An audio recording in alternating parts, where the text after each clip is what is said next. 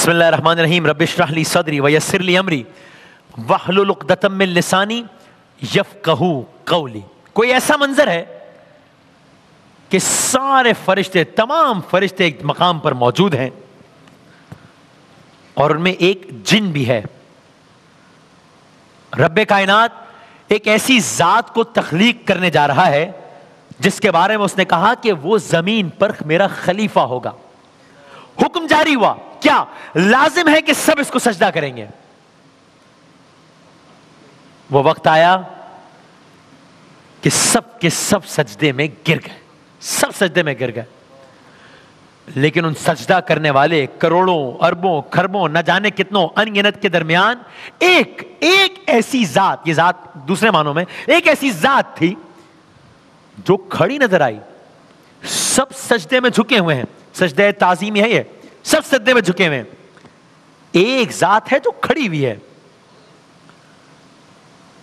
اب جس نے سجدہ نہیں کیا، سب کے سب سجدے میں جھکے ہوئے ہیں، کہتے ہیں اسے ابلیس. ابلیس کہتے ہیں اسے. اللہ تعالیٰ نے پوچھا، مکالمہ ہوا اور قرآن کریم میں بیان ہوا. یہ واقعے کو اتنی اہمیت دی کہ 7 مختلف مقامات پر قرآن کریم میں بیان ہوا اور زیادہ وضاحت کے ساتھ پھر سورہ کاف میں بیان ہوا، جس کی ہم نے تفصیل سے بات کی تھی. سب سجدے میں ہیں.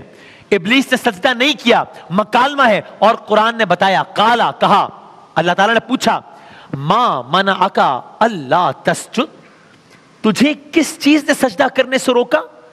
اذ امرتک، جبکہ میں نے تجھ کو حکم دیا تھا. تجھے کس چیز نے سجدہ کرنے سے روکا؟ میں نے تجھے حکم دیا تھا. جواب دیا، قالا، اس نے کہا، انا خیر منہ، میں اس سے بہتر ہوں. جواب دے رہا ہے رب تعالیٰ کو کہ میں نے سجدہ کیوں نہیں کیا. انا خیر منہ، میں اس سے بہتر ہوں. پھر صرف جواب نہیں دے رہا، اپنے طور پر دلیل بھی دے رہا ہے. رب کائنات کو دلیل دے رہا ہے اور دلیل کے طور پر کہہ رہا ہے، خلقتنی من نار، تو نے مجھے آگ سے پیدا کیا ہے، وخلقتہ من طین، تو نے اسے مٹی سے پیدا کیا ہے، میں اس سے زیادہ افضل ہوں. جواب آیا باری تعالیٰ کا، قالا، اللہ تعالیٰ نے فرمایا، فخرج، خروج، نکل جا، منہا فانک رجیم، کیونکہ تو نکل جا یہاں سے، کیونکہ تو مردود ہے، رد کیا ہوا ہے.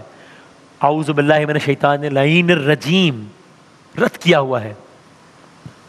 یعنی کہ وہ کہہ رہا ہے کہ بے شک آدم کو تو نے مٹی سے پیدا کیا، گو مٹی بھی تیری تخلیق ہے، آگ بھی تیری تخلیق ہے، نور بھی تیری تخلیق ہے، لیکن بہرحال نار یعنی کہ آگ مٹی سے افضل ہے، بس میں اس سے افضل ہوں، میں کیوں سجدہ کروں.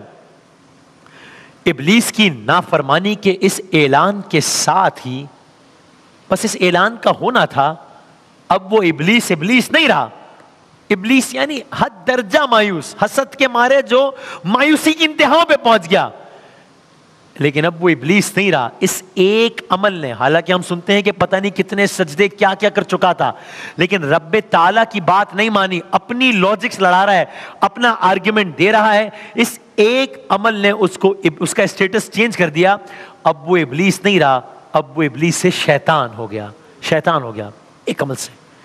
شیطان یعنی ہر سرکشی، ہر دشمنی، ہر عداوت میں حد سے زیادہ گزر جانے والا شیطان. جو عام الفاظ میں بھی کہتے ہیں نا شیطان، یہ شیطان جانتا تھا کہ آدم علیہ السلام سے اتنا حسد اور اپنے بارے میں غرور و تکبر، اس سب کے نتیجے میں اللہ کے دربار سے نکال دیا جائے گا اور پھر انجام جہنم ہوگا. لیکن اس نے یہ راستہ اختیار کیا. کیا راستہ اختیار کیا؟ اگر میری مانیٹرنگ بڑھا سکے تو یہ راستہ اختیار کیا، صرف یہ نہیں کہ خود بھی جہنم میں جائے گا، بلکہ یہ راستہ اختیار کیا کہ آدم علیہ السلام کی نسل کی اکثریت کو بھی اپنے ساتھ جہنم میں لے کر جائے گا. اور ایسا ہی ہوا. اللہ تعالیٰ نے کہا کہ تو یہاں سے نکل جا، مردود ہے، رجیم ہے، لعین ہے.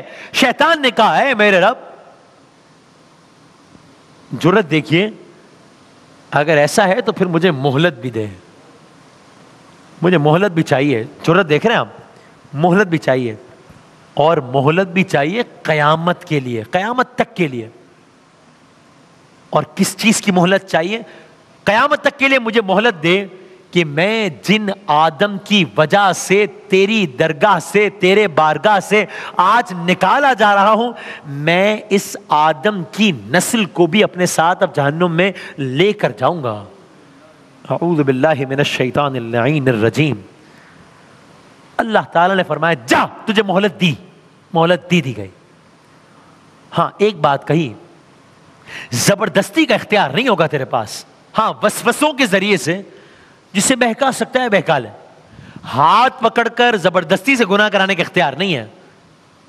اس نے کہا ہے میرے رب، گویا اگر میں اپنے الفاظ میں، اب دیکھ میں ان کے آگے سے آؤں گا، دائیں سے آؤں گا، بائیں سے آؤں گا، میں اس نسل آدم کو اس طرح اپنے قابو میں کروں گا جیسے سواری پہ چڑھا ہوا سوار لگام پکڑ کر سواری کو جس طرف چاہتا ہے لے جاتا ہے۔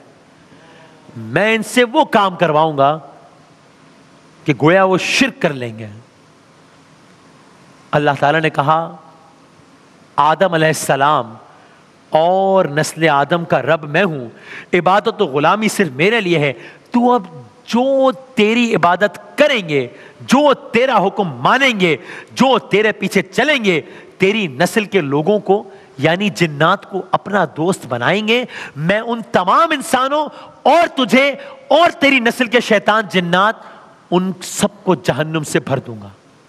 تو گویا یہاں سے اب جنگ کا آغاز ہو گیا، وہ ازلی جنگ جو آج بھی جاری ہے، جس کا کسی نہ کسی انداز سے میں اور آپ بھی حصہ بنے ہوئے ہیں، یعنی اس کا شکار تو یا اٹیک تو ہو رہا ہے نا سب پہ۔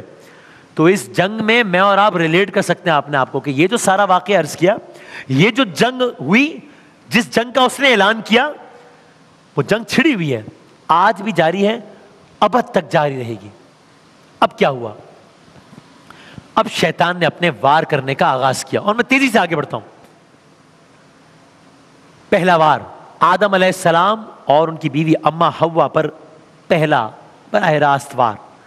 واقعہ آپ سب کا سنا ہوا ہے، تکرار نہیں کرنی۔ ممنوعہ پھل کھایا گیا اور پھر اس کا نتیجہ ہوا۔ پھر آگے بڑھا، آدم علیہ السلام کو تو سجدہ نہیں کیا تھا نا، تو بات پھر آدم علیہ السلام پر ہی رہی۔ آدم علیہ السلام کے بیٹوں کے پاس آیا، وسوسہ ڈالا، قابیل سے حابیل کو قتل کروایا، دوسرا وار۔ پھر انسانوں کے پاس آیا، نوح علیہ السلام کے پاس آیا، ان کے بیٹوں اور چند لوگوں کو چھوڑ کر تمام انسانوں کے پاس آیا، پوری قوم کو ان چند ایکسیپشنز کے علاوہ پوری قوم کو شرک اور کفر میں مبتلا کیا، عظیم طوفان میں غرق کروایا۔ تو اب آپ دیکھ رہے ہیں شیطان اپنے منصوبوں پر عمل کر رہا ہے۔ پہلا اٹیک ایک انڈیویجول پہ تھا، دوسرا اٹیک اس سے آگے بڑھا، ایک قتل تک گیا، اب یہ آگے پوری قوم غرق کروا رہا ہے۔ لیکن اس کے انتقام کی آگ نہیں بجھی، بات آگے بڑھی، پھر قوم عاد آئی، پھر قوم ثمود آئی، پھر قوم شعیب آئی، پھر قوم لوط علیہ السلام آئی، فرعون، نمرود، نہ جانے کتنی قوموں کو اس نے خدا کے خلاف باغی بنا کر کبھی طوفان سے تباہ کروا دیا، کبھی آندھیوں کا شکار کروا دیا، کبھی زلزلوں سے تہس نہس کروا دیا۔ لیکن اس کی انتقام کی آگ ہے کہ بجھنے کا نام نہیں لے رہی، ہر طرف اس کے چیلے انسانوں کو اس کے رب سے گمراہ کر رہے ہیں، یہاں تک کہ اب یہاں یہ بڑا امپورٹنٹ ہے، یہاں تک کہ چلتے یہ سلسلہ ایک ایسے شخص تک پہنچا کہ جس کے بارے میں جب شیطان نے کہنا چاہا تو اللہ تعالیٰ نے کہا کہ تو کچھ بھی کر لے میرے اس بندے کو منحرف نہیں کر سکتا۔ بات آگے بڑھی، گویا اس نے چیلنج قبول کیا ہو۔ اگین اس کی جرت دیکھیے، مزید اختیار مانگا، اس نے ایکسکلوسیو اختیار مانگا۔ کیا مطلب؟ اس نے کہا ہاں ہے تو ایسا ہی کہ اس بندے کو منحرف کرنا مشکل ہے، لیکن میرے اختیارات بھی تو محدود ہیں نا، مجھے مزید اختیار دے۔ تو نے مجھے محدود اختیارات دیے ہیں، میں تو وسوسہ ہی ڈال سکتا ہوں اور کسی کا دل پھیر سکتا ہوں۔ اللہ نے کہا نہیں، ایسا نہیں ہے، اس شخص کے لیے اگر میں تیرے اختیارات بڑھا بھی دوں نا، اتنے اختیارات بڑھا دوں کہ اسے موت دینے کے علاوہ تیرے پاس ہر اختیار ہو، پھر بھی یہ بندہ منحرف نہیں ہوگا، پھر بھی تو اس بندے کو منحرف نہیں کر سکے گا۔ شیطان نے چیلنج قبول کیا، اس نے کہا ایسا نہیں ہو سکتا، مجھے اختیارات دے اور پھر میں دیکھتا ہوں کہ میں کیسے منحرف اس کو نہیں کر پاتا۔ تو اب شیطان نے یہ چیلنج لے لیا ہے اور اپنے طور پر وہ بالکل ایک نیا، بالکل ایک منفرد کام کرنے نکلا ہے۔ یہ کس کی بات ہو رہی ہے؟ یہ کس کے بارے میں اللہ تعالیٰ کہہ رہا ہے کہ اس کو منحرف نہیں کر پائے گا؟ یہ کس کے بارے میں شیطان کہہ رہا ہے کہ مجھے ایکسکلوسیو رائٹ چاہیے؟ یہ کس کے بارے میں خداوند تعالیٰ کہہ رہا ہے کہ جا، موت کے علاوہ ہر اختیار دیا، جا آزما لے اور تو اس بندے کو دیکھے گا کہ منحرف نہیں ہوگا۔ یہ حملہ کس پر ہے؟ یہ حملہ کب ہوگا؟ یہ حملہ کامیاب ہوگا؟ یہ حملہ ناکام ہوگا؟ یہ حملہ کس پر ہوگا؟ یہ حملہ کس طرح ہوگا؟ کلرز کریں گے انشاءاللہ۔